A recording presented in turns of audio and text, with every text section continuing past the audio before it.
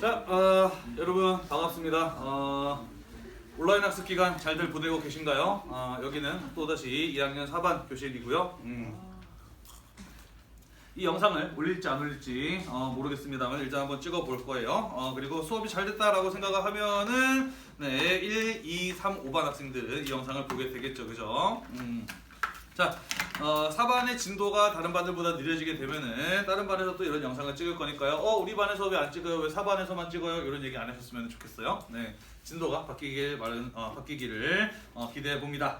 자, 교재 8쪽을 같이 한번 보도록 할게요. 우리 지난 시간에 뭐에 대해서 이야기를 했었냐면은 진의 멸망과 한의 성립에 대해서 이야기를 했었습니다. 그죠? 같이 한번 보도록 할게요. 자, 중국을 통일했던 진 나라는 시황제가 죽고 난 이후에 급격하게 쇠퇴하게 되었다라고 이야기를 했습니다. 그 까닭은 시황제의 죽음을 숨기고 국정을 농단했던 환관들 때문이기도 하였다라고 이야기를 했고요. 만리장성이나 진시황릉이라든지 아방궁과 같은 거대한 토목공사 이런 것들을 진행하느라 국력이 많이 소모되었기도 하기 때문이다 라고 이야기를 했습니다. 하지만 가장 중요한 원인은 무엇이었냐면은 가혹한 형벌로 다스리는 진나라의 이 엄격한 법치는 오랫동안의 불만을 쌓이게 만들었고 결국 시황제가 죽고 난 이후에 그런 어떤 통치체제가 흔들릴 때 그 틈을 타 결국에는 폭발하게 되면서 어떤 농민 봉기가 빈번하게 일어나게 된 것, 그것이 가장 직접적이고도 중요한 원인이었다라고 이야기를 했어요. 그죠? 자, 이러한 법치의 문제점으로 인해서 진나라의 붕괴가 시작되었음을 보여주는 가장 대표적인 사건으로 무엇을 이야기했었냐면은 진승과 오광의 난이라는 거 있다라고 이야기를 했었습니다. 그죠? 자, 결국 지방 곳곳에서 지방 세력들이 봉기를 하게 되고요. 그 가운데 초나라의 항우와 한나라의 유방 사이에서의 대결이 펼쳐지게 되었고 거기에서 승리를 거둔 한나라의 유방이 새로운 나라를 세우게 되었다. 그것이 기원전 202년 통일왕조로 재등장한 한나라였다라고 이야기를 했습니다. 자, 이후에 이 유방은 한나라의 황제가 되었으므로 한고조라고 불리게 돼요. 자, 이 한고조의 경우에는 군국제라는 것을 실시했는데 그것은 군현제와 봉건제를 절충한 것이었다라고 이야기를 했습니다. 자, 어떤 제도가 훨씬 더 옳은 제도고 효과적인 제도라고 하는 것이 이미 드러났었나요? 군현제였어요. 그죠? 그래서 군현제를 전국적으로 실시하는 것이 맞지만 아직까지 한고조가 직접 정복하지 못한 지역, 이 진나라의 군현제에 대한 반감이 강한 지역 이런 것들이 있었기 때문에 한고조가 직접 장악한 지역에 대해서는 무엇을 실시하고? 군현제를 실시하고 아직까지 장악하지 못하거나 먼 지역들의 경우에는 봉건제를 실시하는 그런 어떤 과도기적인 제도를 실시하였으니 그게 바로 군국제였다라고 이야기를 했어요. 그죠? 하지만 점차 시간이 지나면서 제후 세력들을 억압해 나가면서 군현 지역을 확대시켜 나가게 됩니다. 그죠? 그러면서 7번째 한나라의 황제였던 한무제 시기쯤 오게 되면은 거의 모든 지역에 걸쳐서 군현이 설치가 되면서 중앙 집권을 이루게 된다라는 것까지 우리가 지난 시간에 이야기를 했었습니다. 맞나요? 네. 자, 그러면서 마지막에 이 유방의 부하로 한신이라고 하는 대단히 유능한 장군이 있었고, 그죠?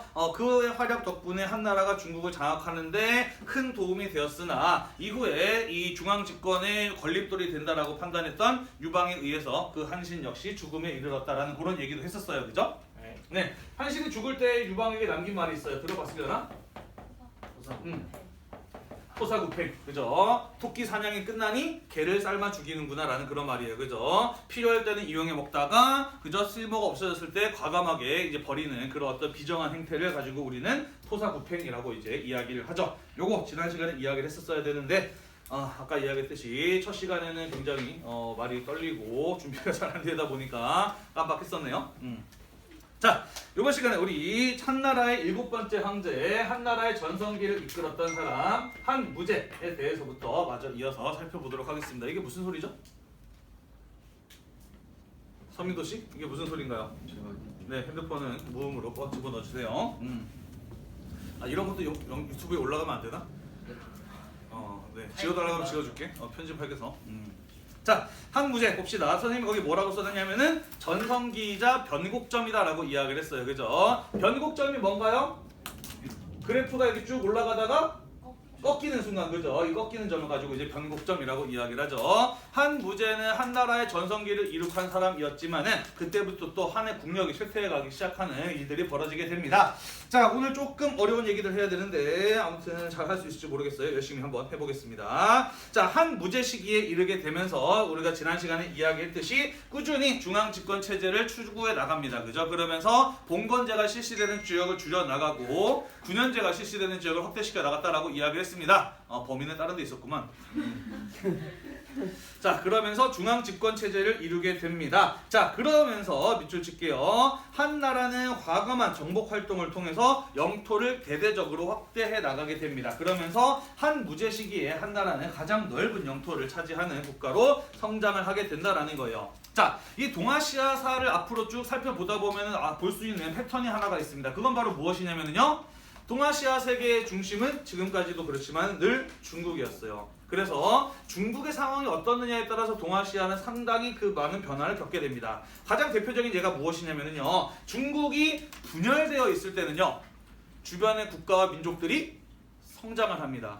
중국 내에서 자기들끼리 싸우느라고 정신이 없기 때문에 주변 국가와 민족을 견제할 만한 그런 여유가 없기 때문이기도 하고요. 지금 중국 안에 있는 자기들끼리 싸우기 위해서는 다른 주변에 있는 국가와 민족을 자기 편으로 끌어들이는 게 또 중요해. 그래서 중국이 분열되었을 때는 주변 국가들에게 문화 전파라든지 경제 교류라든지 이런 것들을 통해서 자기와 사이좋은 관계를 맺기 위해서 많은 노력을 합니다. 그러면서 한반도라든지 일본이라든지 베트남 같은 이런 중국 주변에 있는 국가들이 중국의 분열기에 성장을 해 나가게 되죠. 반대로 중국이 통일되었을 때는요. 어떨까요? 자기들끼리 싸울 일이 없어요. 그죠? 그러면서 중국 내에서 확보된 강력한 국력을 바탕으로 주변 국가와 민족을 자기들의 통제하에 두기 위한 그런 어떤 공격적인 모습을 보이게 됩니다. 그러면서 중국이 통일되었을 때는 주변 국가와 민족이 다소 쇠퇴를 하는 그런 어떤 압박을 받는 그런 모습들을 보이게 됩니다. 그래서 중국이 지금 한 나라로 재통일이 되고 중앙 집권 체제를 이루면서 중국의 국력이 최대로 올라온 상황이었기 때문에 그 힘을 바탕으로 한 무제는 주변국들에 대한 정복 전쟁을 수행해 나갈 수 있었다라는 것이에요. 이해되시나요? 네. 어디를 공격했느냐? 북쪽으로는 흉노, 남쪽으로는 북베트남, 동쪽으로는 당시 한반도의 최초의 국가였던 고조선을 공격을 하게 됩니다. 자, 이거 세 개 중에서 가장 핵심적인 공격의 목표는 어디였을까요? 네, 사실 북쪽의 흉노였습니다. 자, 우리 만리장성을 쌓았다라는 얘기 들었어요. 그죠? 이미 춘추 전국시대 때부터 부분적으로 그럼 아주 이런 거야. 봐봐, 이렇게 했잖아. 그지? 이런 게 이제 두 번째 수업부터 없어진단 말이지.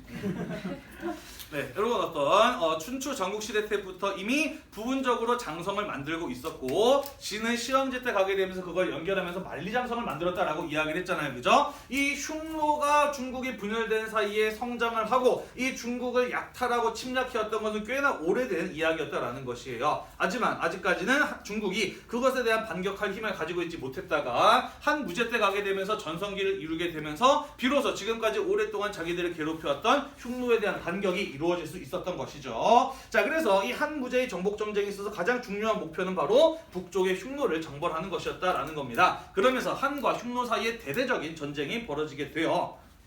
꽤 오랜 시간 전쟁을 하는데요. 자, 문제는 뭐냐면은 흉노라고 하는 북방 유목민족은 유목민족이에요. 그죠? 초원지대를 살고 있습니다. 그리고 한 나라는 유목국가인가요? 농경국가인가요? 농경국가예요. 그죠? 유목민족이 농경국가를 침략하고 약탈하는 것은 그리 어렵지 않아요. 하지만 반대로 농경민족이 유목민족을 공격하는 일은 굉장히 힘들고 비용도 많이 들어갑니다. 왜 그러느냐?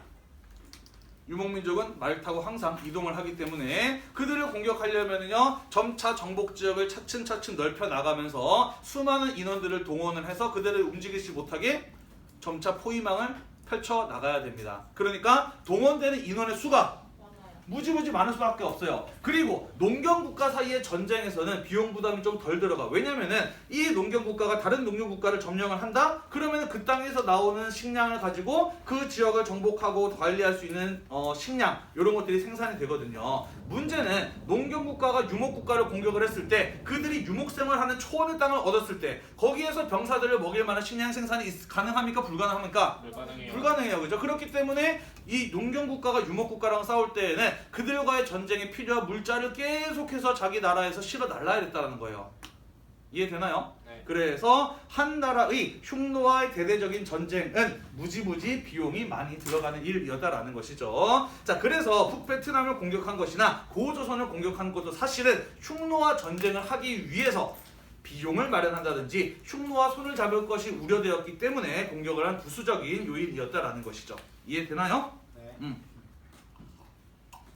자, 그리고 흉노의 경우에는 한과의 전쟁으로 인해서 큰 피해를 입게 됩니다. 이후에 그 세력이 크게 축소가 되어 뒤에서 이야기를 할 거예요. 자, 그래서 한 무제의 정복 전쟁은 나름의 성과를 거두었다라고 볼 수가 있습니다. 하지만 문제는 무엇이냐? 아까 선생님이 이야기했다시피 전쟁을 하느라고 지나치게 많은 국력을 소모해버리고 만 것이에요. 그죠? 그러면서 전쟁이 끝나고 난 이후에 그 전쟁의 후유증을 겪게 되면서 외치십시다. 나라의 돈이 부족해지는 재정 부족 현상과 빈부의 불균형 현상 이런 것들이 심각한 사회적인 문제로 국가적인 문제로 떠오르게 되었다라는 것이에요.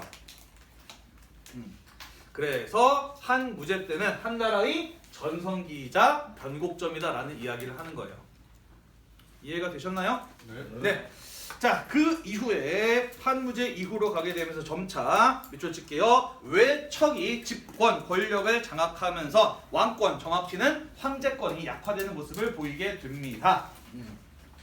외척이 뭔가요? 외갓집 친척들이에요. 그죠? 자, 외척이 왜 갑자기 등장을 하느냐? 자, 요거 알아도 되고 몰라도 상관없는 거긴 한데요.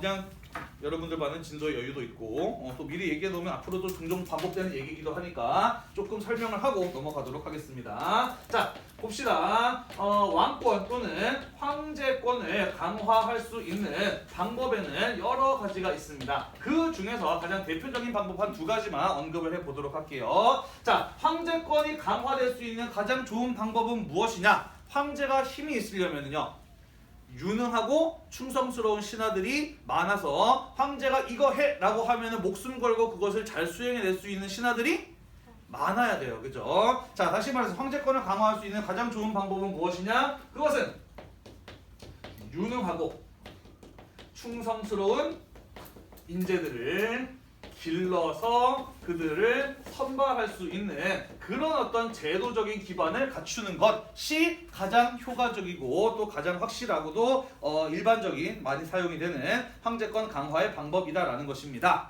문제는요, 이런 제도를 갖추는 데에는 시간이 오래 걸립니다. 그리고 이런 제도를 만들어서 사람을 뽑았다고 해서 걔가 진짜로 유능하고 충성스러운 인재냐? 그건 또 다시 한번 생각해 봐야 될 문제인 거예요. 자, 그래서 이렇게 효과가 불확실한 제도보다 좀 더 쉽고 빠르게 황제권을 강화할 수 있는 방법은 무엇이냐? 그것은 바로 외척이나 환관을 이용을 해서 그들에게 강력한 정치적 권한을 부여함으로써 이들을 이용을 해서 황제의 힘을 발휘하는 겁니다. 자, 왜 외척이나 환관을 이용을 하게 되느냐? 자, 일단은요, 황제권이 잘 발휘되기 위해서는 황제가 얘는 내 편이야 라고 믿을 수 있는 사람이 필요한 겁니다. 그죠? 얘는 내 편이라고 믿을 수 있는 거, 그게 바로 충성스러운 인재 아니겠어요? 그죠? 그죠? 자, 이런 제도를 통해서 뽑은 애, 물론 그런 애일 수도 있지만 아닐 수도 있습니다. 이거보다 좀 더 쉽고 빠르게 충성스러운 인재를 확보할 수 있는 방법은 무엇이냐? 얘는 나를 배신하지 않을 거야 라고 하는 확신을 가질 수 있는 사람을, 이미 있는 사람을 이용하는 거예요. 그죠? 외척은 황제의 무엇입니까? 가족이에요. 그죠? 믿고 맡길 수 있는 나의 가족의 일원입니다. 그죠? 환관들은요, 어렸을 때부터 황제를 옆에서 돌봐왔어요. 그러면서 수십 년을 함께 지낸 무엇과도 같으냐? 자기의 친구와도 같습니다. 그죠? 그래서 황제는 새로 뽑을 것 없이 자기가 잘 알고 있는, 나랑 좋은 관계를 가지고 있는 가족이나 친구를 이용을 해서 그들의 힘을 활용하는 그런 어떤 황제권 강화의 방법을 사용하기도 한다라는 것이죠. 자, 이것은 쉽고 빠른 효과를 거두긴 합니다만 문제가 있어요. 어떤 문제가 있느냐? 부작용이 큽니다. 시간이 점차 지나면서 이들이 지나치게 강한 힘을 갖게 되고요, 이들을 견제할 수 있는 세력을 만들어내지 못하게 됩니다. 이해가 되나요? 무슨 말인지? 왜냐면 나는 과거 시험을 봐서, 예를 들어서 과거 시험을 봐서 유능한 인재로 선발이 되어서 황제의 보필을 하게 됐어. 근데 내가 만약에 부정부패를 저질렀다? 그러면은 나 말고 다른 인재를 뽑아가지고 걔로 하여금 나를 견제하도록 만들 수 있어요. 그죠? 하지만 내가 외척이 되고 싶어도 될 수 있나요? 아니요. 내가 물론 될 수도 있지만은 환관이 되고 싶다고 해서 된다고 해서 갑자기 황제와 오랜 시간 동안 지내온 친구가 될 수는 없어요. 그죠? 그렇기 때문에 얘네들은 뭔가 새로 뽑아서 그들을 견제한다라는 이런 것들이 불가능한 세력들이라는 것이죠. 그래서 이 방법을 쓰게 되면은 쉽고 빠르게 황제권을 단기적으로 강화해낼 수는 있지만은 시간이 점차 지나게 되면서 이들의 힘이 지나치게 강해지게 됨에 따라 오히려 황제권이 약화되는 그런 어떤 부작용이 나타나기도 한다라는 것이에요. 이해가 됐나요? 네. 자, 그래서 한 나라에서는 이런 어떤 문제점을 잘 알고 있었기 때문에 사실은 유능하고 충성스러운 인재를 육성하여 선발하고자 하는 시도를 하기도 했습니다. 그게 바로 무엇이냐면 그 밑에 줄에 나와 있는 얘기예요. 한 무제 때부터 밑줄 칩시다. 한 나라에서는 유학을 장려하고 유교적인 교양을 갖춘 인재를 관리로 선발하기 시작을 했습니다. 우리는 그 제도를 가지고 뭐라고 불렀었냐면요, 향거리선제라고 불렀어요. 향거리선제입니다. 향거리선제라고 불렀습니다. 자, 향거리선제라고 하는 것, 그리고 유학은 왜 장려했느냐, 요 이야기 조금 이어서 해보도록 하겠습니다. 자, 진나라 때 중국을 통치하는 통치의 사상은 바로 법가 사상이었어요. 그죠? 자, 나중에 뒤에 가서 다시 한번 이야기를 할 텐데요. 이 법가 사상이 가지고 있는 근본적인 한계로 인해서 진나라가 멸망을 했습니다. 그죠? 따라서 그러한 진의 멸망을 본 한나라는 법가 사상이 아닌 다른 통치의 사상을 필요로 하게 되었다라는 것이죠. 자, 그래서 법가 사상이 아닌 다른 제자 백가의 사상들 가운데 어떤 사상으로 국가의 통치 이념으로 삼을까를 고민하다가 선택된 것은 바로 유가 사상이었습니다. 그리고 그 유가 사상을 학문적으로 이야기할 때는 유학이라고 부르죠. 또는 유가 사상을 종교적인 차원으로 부를 때는 유교라고 부르는데 다 같은 사상을 말하는 것이에요. 자, 그래서 이 법가 사상을 대신할 수 있는 새로운 통치의 사상을 고민했을 때 한나라에서는 유가 사상을 선택을 했다라는 것이죠. 자, 그래서 유가 사상을 열심히 공부할 것을 장려했다라는 겁니다. 왜 하필 유학이었을까요? 왜 하필 유가 사상이었을까요? 통치 체제랑 부합하니까 또 효와 충을 강조하기 때문이죠. 그죠? 자, 이 유학에서는 효와 충을 강조하였다라고 이야기를 했습니다. 그죠? 자, 우리 지난 시간에 그런 이야기를 했어요. 유가 사상에서는 인간의 본성이 무엇하다라고 보였나요? 선하다고 봤어요. 그죠? 그것은 부모에게 효도하고자 하는 마음을 갖는 것은 누가 가르쳐서 아는 것이 아니라 자발적으로 생기는 마음이기 때문이다라고 이렇게 설명했었잖아요. 기억이 나시나요? 네. 다시 말해서 효와 충이라고 하는 것은 무엇이냐면요, 자발적인 것이다. 자발적인 충성을 이끌어내는 것이다라고 볼 수가 있습니다. 부모에게 효도하듯 임금에게 충성하라라는 자발적인 그런 어떤 충성을 유도해내는 것이에요. 자, 이것이 가지고 있는 장점은 무엇이냐? 이런 거예요. 자, 법가 사상으로 쳐보자면 이런 겁니다. 자, 나는 공부해야 되겠다고 마음을 먹었어요. 그래서 방에 앉아서 공부를 해야지 하고서 책을 폈습니다. 그리고 이제 공부하기 전에 잠깐만 뭐 하나만 볼까 하고 핸드폰 잠깐 보고 있었는데 엄마가 그때 벌컥 방문을 열고 들어와서 너 공부 안 하고 핸드폰 보니? 라고 하는 순간 공부가 하고 싶어져요? 공부하기 싫어져요? 갑자기 하기 싫어져요. 그죠? 원래 누군가 강요하고 강제하게 되었을 때 갑자기 반발심이 생기잖아요. 그죠? 그게 바로 법가 사상이에요. 다시 말해서 이 황제에 대한 충성을 강요하는 것이 아니라 자발적으로 충성을 할 수 있도록 유도해내게 된다면은 법가 사상이 가지고 있는 가장 큰 문제점, 반발이 일어날 수 있다라고 하는 것을 비교적 어느 정도 줄여나갈 수 있는 그런 효과를 거둘 수 있었기 때문이다라는 것입니다. 이해되셨나요? 네. 자, 그래서 한 무제 때부터 유학을 적극적으로 장려해 나가기 시작을 했다라는 것이에요. 자, 그렇다면은 이 향거리선제라고 하는 것은 무엇이었느냐? 향거리선제라고 하는 것은 무엇이었느냐? 그것은 군과 국에서 효행 청렴한 자를 효행과 청렴한 자를 정기적으로 추천하도록 정기적으로 인재로 추천하도록 한 제도가 바로 향거리선제입니다. 자, 군국은 뭐예요? 군국은 그렇죠. 우리 군국제 얘기했었잖아요. 그렇죠? 군이나 혹은 군현제가 실시되는 군단이나 봉건제가 실시하는 국단위에서 그 동네에 살고 있는 인재들 가운데 훌륭한 애를 추천하도록 한 제도였다라는 거예요. 자, 근데 걔가 어떤 면이 훌륭하다는 걸 판단했느냐? 효도를 잘하는지 청렴한지를 판단했다라는 거예요. 이게 바로 유교적인 교양과 덕목이잖아요, 그죠? 유교적인 교양과 덕목을 갖춘 인재를 추천을 통해서 선발하도록 한 제도가 바로 향거리선제라고 하는 것입니다. 자, 이런 제도를 실시해서 충성스럽고 유능한 인재를 선발하고자 한 것이에요. 자, 따라서 이 향거리선제가 실시되면서 어떤 효과를 거둘 수 있었느냐? 이제 내가 황제의 신하가 돼서 출세하기 위해서는 내가 무슨 공부를 하고 어떠한 노력을 해야 할까요?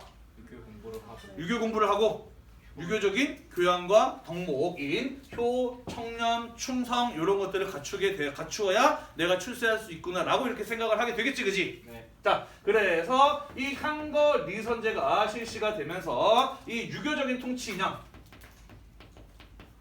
유교적 통치 이념, 선생님이 방금 이야기했었던 뭐 효라든지 충이라든지 이런 것들이 사람들이 이제 앞으로 우리가 갖춰야 되겠구나라는 생각을 하게 되었다라는 것이죠. 자, 그러면서 유교가 점차, 유학이 점차 이 중국의 통치 이념으로서 퍼져나가고 사람들 사이에서 자리 잡아 나가게 되는데 이 향거리선제가 영향을 주었다라는 것이에요.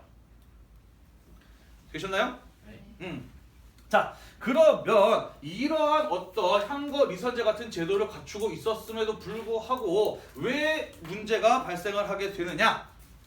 자, 그 까다가 무엇이냐면요. 자, 향거리선제는 무엇으로 실시한 제도였다라고 이야기했냐면은 추천으로 실시해서 인재를 뽑은 제도였다라고 이야기를 했습니다. 그죠? 자, 이 추천으로 뽑다 보니까 어떤 일이 벌어졌었느냐? 향거리선제는 이런 거예요. 군이나 국에 파견이 된 지방관들이 우리 동네에 이렇게 훌륭한 인재가 있습니다 라고 하면서 그 인재를 추천하는 제도였어요. 따라서 무엇이 누가 어떻게 판단하느냐? 지방관들이 자신의 주관적인 판단하에 얘는 훌륭하다고 생각되면은 황제에게 추천하는 제도였던 것이에요. 이해되나요? 네. 어떤 일이 벌었을 것 같아요? 열받아요. 그렇죠. 돈 많은 집에서 우리의 훌륭한 거 아시죠? 추천해주세요 하면서 뇌물을 줍니다. 그러면은 아 그래요? 참 훌륭한 인재네요 하면서 추천하는 그런 일이 벌어지게 되겠죠. 그죠? 뿐만 아니라 자기의 학연, 지연 같은 자신에게 이익이 될 수 있을 만한 그런 인맥의 사람들을 제대로 된 능력을 갖추지 못한 사람임에도 불구하고 추천을 하는 그런 일들이 벌어지게 됩니다. 자, 그러면서 어떤 세력들이 성장을 해 나가게 되느냐? 지방에서 지방관들에게 뇌물을 먹이면서 자기의 아들을 추천해 줄 것을 할 수 있는 사람들, 우리는 그런 세력들을 지방에 힘 있는 집단들이다라는 의미에서 뭐라고 부르냐면은 지방 호족이라고 부르죠. 고려 말에도 이런 호족들이 있었잖아요. 아니 신라말 고려 초에도 호족들이 있었잖아요. 그죠? 자, 그러면서 이 지방에 힘 있는 돈 있고 여유 있고 또 공부할 수 있는 그런 어떤 지식을 갖추고 있는 이런 어떤 지방 호족들이 지방관들과 돈독한 관계를 유지하면서 뇌물수수나 부정추천 이런 것들을 통해서 자기 집안 사람들을 꾸준히 향거리선제로 중앙관직에 진출을 시키는 겁니다. 그러다 보니까 점차 그들의 힘이 강해지게 되면서 지방 호족들이 성장을 해 나가는 이런 모습들을 보이게 되었다라는 것이죠. 이해가 됐습니까? 네. 자, 그래서 한무제 이후로 가게 되면서 황제 못지않게 강력한 힘을 가진 집단이 두 개가 등장하게 되는 겁니다. 무엇과 무엇이에요? 하나는 외척이고 또 하나는 지방 호족 세력인 거예요. 그죠? 결국 이 둘의 어떤 대결과 대립에 의해서 한나라는 크게 위기를 겪고 또 망할 때까지 이어지게 됩니다. 한나라의 멸망까지 이 둘의 성장과 대결이 영향을 주게 된다라는 것이에요. 시간표가 바뀌어서 오늘 몇 분에 끝나는 거지? 30분일 거예요. 10분 남은 건가요? 네. 알겠습니다. 네. 원래 같으면 20분 남은 상황인 거잖아, 그지? 네. 네. 이걸 그러면 또 수업 영상으로 써야 되나 말아야 되나 또 이거 고민이 되네. 참. 네. 그 뉴스 보다가 보면은 요즘에 그 미국 이런 데서 백인 국가들에서 아시아 인종에 대한 어떤 테러 이런 것들이 많이 자행되고 있는 거 뉴스로 종종 보고 있죠, 그죠? 네. 선생님 근데 그 뉴스 밑에 달려있는 댓글들을 보면은 그게 오히려 더 열받고 안타깝다라는 그런 생각들 굉장히 많이 해요. 일단은 미국과 같은 이런 백인 국가들에서 아시아 인종들이 테러 당하는 이유가 일단은 코로나 때문이잖아, 그지? 이 중국에서 먼저 코로나가 시작이 되었다고 해서, 그죠? 아시아 인종 그 중에서 특히 이제 중국인들에 대한 어떤 강력한 반감을 가진 백인들에 의해서 다 똑같이 생겼으니까 중국인이든 한국인이든 일본인 다 똑같이 생겼으니까 아시아 사람들에 대한 이유만으로 가서 막 죽이고 패고 하는 그런 문제들이 벌어지고 있잖아요. 있잖아요. 그죠? 사실 이 문제는 우리 아시아 인종에 해당하는 사람들이 다 같이 공감하고 이것이 문제다, 하지 말아야 된다, 인종차별하지 말아야 된다 라고 이렇게 나서야 되는 문제 아닌가요? 맞아요. 그죠? 이런 문제인데 그 밑에 달려있는 댓글들 보면은 뭐라고 이야기를 하느냐, 정작 그 인종차별하는 백인들을 비난하는 댓글이 아니라 중국 때문에 억울하게 한국 사람들이 거기서 맞고 있다, 죽고 있다 이런 댓글이 달리는 거예요. 이거 뭔가 문제가 있는 거 아닌가? 맞아요. 그쵸? 물론 이제 한국하고 중국 사이에 여러 가지 많은 문제가 있기는 해요. 그죠? 뭐 김치나 한복 같은 거 요즘에 최근에 많이 논란이 되고 있고, 뭐 여러 가지 문제 때문에 사실 동아시아 국가는 사실 서로가 사이가 다 안 좋긴 하죠. 그죠? 중국이나 한국이나 일본이나 서로 다 사이가 안 좋기는 한데, 사실 그렇다 하더라도 우리가 이제 같은 아시아인의 어떤 범주에 묶여 있고 그 이유만으로 우리가 인종차별을 당하고 있다라고 한다면은 그것은 공동으로 같이 대응해야 되는 모습이 아닌가 하는 거죠. 그죠? 그런 어떤 아시아 인종들이 테러를 당하고 있는데 중국 사람들 때문에 우리도 피해봤다 라고 하는 식이 된다면 결국 우리도 그 인종차별하는 백인이랑 똑같은 거 아니에요. 그죠? 네, 맞아요. 그죠? 우리도 역시도 다른 민족과 국가를 차별하는 사람과 똑같아지는 거예요. 그죠? 이런 거 굉장히 안타까워서 밑에다 댓글을 들고 그러면 또 밑에 악플들이 엄청 달려요. 뭐 이 조선족이냐 막 그러면서 막 엄청 많이 하고 그러는데 우리나라 이런 어떤 민족 의식이라든지 시민 의식 이런 것들이 아직 좀 많이 좀 발전하는 부분이 있다라고 생각을 해요. 여러분들은 그런 사람이 안 됐으면 좋겠다라는 생각들을 좀 합니다. 그래도 아직 시간이 좀 남았네. 이 드립으로 좀 오래 끌 수 있을 줄 알았더니 할 수 없지 뭐. 종칠 때까지만 할게요. 9페이지로 넘어가 보도록 합시다. 자, 그래서 이 외척과 호족의 성장으로 말미암아 한 나라는 큰 위기를 겪게 됩니다. 어떤 일이 벌어지게 되었는지 같이 한번 살펴보도록 하겠습니다. 자, 우리 앞에서 배웠어요. 그죠? 향거리선제 같은 제도 때문에 누가 성장을 하게 되었다? 지방의 호족들이 성장을 하게 되었다라고 이야기를 했어요. 그죠? 자, 이 호족의 성장으로 인해서 각종 사회 문제가 발생을 하게 됩니다. 이들은요, 묻주십시다. 거대한 토지를 소유하고 거기에서 나오는 경제력을 바탕으로 독자적인 자기만의 명령을 따르는 군대, 병력을 소유하게 됩니다. 그러면서 경제력과 군사력을 가진 지방 세력으로 성장해 나가게 되어 뿐만 아니라 향거리선제 같은 그런 어떤 제도를 이용을 해서 자신의 자식들을 중앙 관리로 진출시킴으로써 정치적인 권리까지 갖는 굉장히 강력한 세력으로 성장을 해 나가게 되었다라는 것입니다. 사실 이게 문제라서 나중에 뭐가 생기는 거예요? 과거제라고 하는 시험을 보고 사람을 뽑는 그런 제도가 생기게 되는 건데 그건 나중에 이야기를 할 겁니다. 자, 지금 어떤 문제를 가지고 있느냐? 자, 이 호족들의 경우에는 어떻게 해서 큰 땅, 대토지를 갖게 되었을까요? 그것은 돈 주고 사는 경우도 있었지만은 강제로 뺏는 경우들도 있었어요. 가난한 농민들이 당장 먹고 살기 위해서 호족들에게 돈을 빌리지만 갚지 못할 경우에 돈 못 갚았으니까 땅 내놔 라는 식으로 강제로 뺏어가는 이런 일들을 통해서 대토지를 소유하게 되었습니다. 다시 말해서 이 호족들이 넓은 토지를 소유해 나가면 나갈수록 어떤 사람들이 늘어나게 되느냐? 토지가 없는, 토지를 잃은 농민들의 숫자가 더 늘어나게 된다라는 것이죠. 자, 문제는 이 농민이라고 하는 것이 당시 백성의 절대 다수를 차지하고 있었다라는 겁니다. 이 백성들이 뭘 해야 돼요? 농사를 지어서 세금을 내야 되는데 땅이 없으니까 농사를 못 짓고 농사를 못 지니까 세금을 못 내요. 그죠? 그러면서 결과적으로 봤을 때 조세 수입, 세금 수입이 크게 줄어들게 되는 것이고요. 나라에 돈이 없으니까 나라에서 뭔가 할 수도 없어요. 그죠? 인간 사회에서 돈이 곧 권력이잖아요. 그죠? 조세 수입이 줄어들었다는 것은 국력이 줄어들었다는 것과도 마찬가지의 의미다라는 것이죠. 자, 그러면서 국가의 통치 체제가 상당히 무력화됩니다. 제대로 된 힘을 발휘할 수 없는 그런 상황에 놓이게 되고요. 통치 체제가 무력화되었다. 결과적으로 봤을 때 황제의 힘이 어떻게 되었다? 그렇죠. 황제권이 약화되는 그러한 결과를 가져오게 되었다라는 것입니다. 최종적으로는 황제권이 약화되는 결과로 이어지게 되었다라는 것이에요. 자, 그래서 이러한 각종 사회 문제들이 발생을 하게 되었습니다. 이러한 상황에서 기원 후 1세기경에 이 황제의 외척 출신이자 호족이었던 인물 한 명이 등장을 해요. 그의 이름은 무엇이냐면은 어떻게 알지? 어디서 나오나요, 왕망이? 들었어요. 어디서?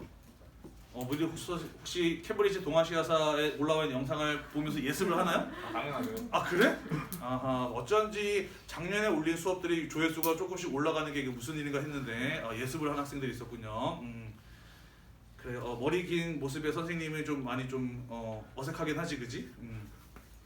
네, 왕망이라는 사람이 있었습니다. 자, 이 왕망은 선생님 방금 이야기했듯이 호족 출신의 외척이고요. 상당히 상반된 두 가지 종류의 다른 평가를 받는 인물입니다. 이 사람은요, 외척 출신으로 다른 황족들을 암살한다거나 아니면 뭔가 신비로운 사건들을 일으키는 갖가지 권모 술수를 부려서 황제의 권력을 찬탈합니다. 황제의 자리를 자기 것으로 만들어요.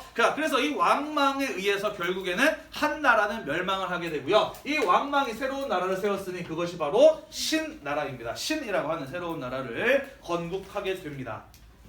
자, 하지만 이 왕망이라는 사람 비록 갖가지 권모술수로 황제의 권력을 찬탈한 반란자이긴 하지만은 이 사람은 이 호족들이 성장하면서 나타났던 여러 가지 사회적인 문제를 개혁하고자 하는 시도를 합니다. 그건 바로 무엇이었냐면요, 밑줄 칩시다. 주나라의 제도를 본뜬 급진적인 성격의 개혁을 추진하는데요. 대표적인 예가 바로 토지국유제라고 하는 것이었어요. 토지국유제 무슨 말입니까? 나가 제를 걷어가서요. 그렇죠. 모든 토지는 국가가 소유한다라는 거예요. 자, 지금 호족의 성장으로 인해서 나타난 사회 문제의 가장 근본적인 원인은 무엇입니까? 그것은 호족들이 지나치게 많은 땅을 가지고 있다는 것 자체가 문제인 거예요. 그죠? 그래서 이 왕망의 경우에는 모든 호족들의 토지를 다 국가의 것으로 만들고 뿐만 아니라 모든 토지는 전부 다 국가가 소유한다. 그리고 그 땅을 농민들에게 빌려주고 농민들에게 세금을 농사를 짓게 함으로써 그들에게 조세를 징수한다 라고 하는 그런 어떤 제도를 실시하고자 했다라는 것이죠. 이것은 주나라에서 실시했었던 정전제라고 하는 전설적인 제도를 본떠서 추진했던 왕망의 개혁 시도였던 것이에요. 자, 성공했을까요? 실패했을까요? 당연히 그죠. 이런 자기 재산을 통째로 다 뺏어간다고 하는데 가만히 있을 리가 없어요. 그죠? 호족들은 이미 막강한 경제력과 독자적인 군사력까지도 가지고 있는 세력들이었어요. 그죠? 그러다 보니까 호족들의 거센 반발에 부딪히게 되고요. 사실 이 왕망이 추진했던 개혁도 사실은 현실과 맞지 않는 부분들이 굉장히 많았어요. 그래서 개혁을 시도하는 왕망과 그에 맞서는 호족의 대결 속에서 나라가 제대로 통치체제가 유지되기 힘들었겠죠. 그죠? 그러면서 정작 농민들의 삶은 더욱더 어려워지게 되면서 이 농민들의 봉기가 여기저기서 일어나게 됨에 따라 결국 신은 멸망의 길을 걷게 됩니다. 자, 그 가운데 호족의 지지를 얻었던 밑줄 칠게요. 광무제라는 사람이 있어요. 광무제. 광무제 본명은 유수입니다. 성이 유씨네요. 그죠? 이 사람은 그렇죠. 황족 출신의 호족이에요.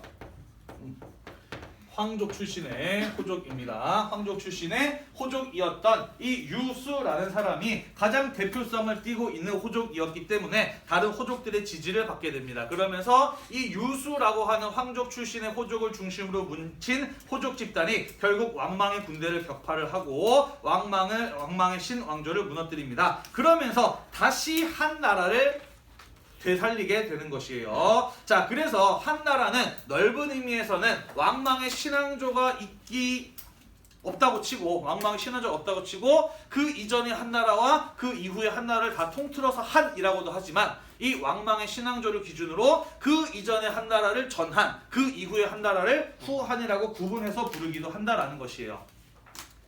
이해되셨나요? 네. 왜 종이 안 치지? 20초 샀습니다. 20초 남나요? 자, 그렇지만 이 후한 역시 요거 두 줄만 마저 하고 끝나면 참 좋을 텐데 두 줄 더 수업할 수 있는 시간이 있을까? 안 될 것 같은데. 아쉽다. 이렇게 망설이는 동안 벌써 했을 것 같은데. 자, 하지만 이 후한 역시 얼마 지나지 않아서 또 그 원래 문제로 인해서 망하게 되는데 다음 시간에 마저 이어서 살펴보도록 합시다. 오늘이 3월 잠시 후 수업이 25일 끝나면 하반이죠. 그죠? 네. 오늘도 공부하시라고 대단히 고생이 많으셨고 본 수업 영상이 여러분들의 공부에 도움이 됐다고 한다면 구독과 좋아요 잊지 말고 눌러주세요. 수고했습니다.